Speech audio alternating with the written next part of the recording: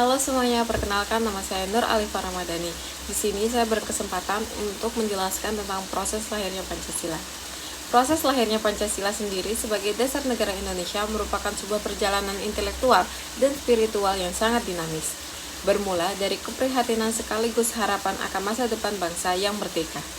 Semuanya berawal dari sidang pertama Badan Penyelidik Usaha-Usaha Persiapan Kemerdekaan Indonesia atau BPUPKI yang digelar pada 29 Mei hingga 1 Juni 1945.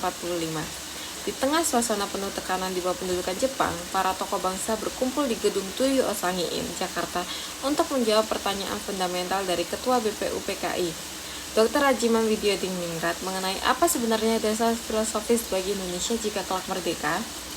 Selama hari-hari awal persidangan, suasana dipenuhi dengan diskusi yang mendalam. Tokoh-tokoh hebat seperti Muhammad Yamin menyampaikan gagasan mengenai peri kebangsaan, peri kemanusiaan, hingga kesejahteraan rakyat. Begitu pula dengan Mr. Sutomo yang memaparkan teori negara integralistik yang menyatukan seluruh elemen masyarakat.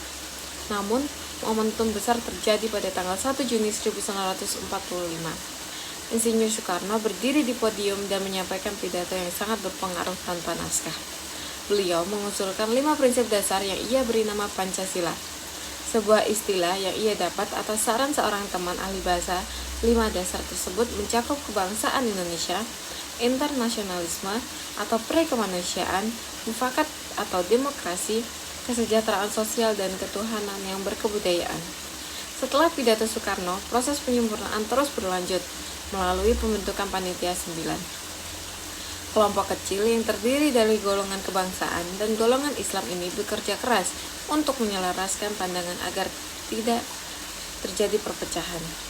Pada 22 Juni 1945, mereka berhasil menyepakati sebuah naskah mukadimah yang dikenal sebagai Piagam Jakarta atau Jakarta Center. Dalam dokumen ini, rumusan Pancasila mulai terlihat lebih rapi.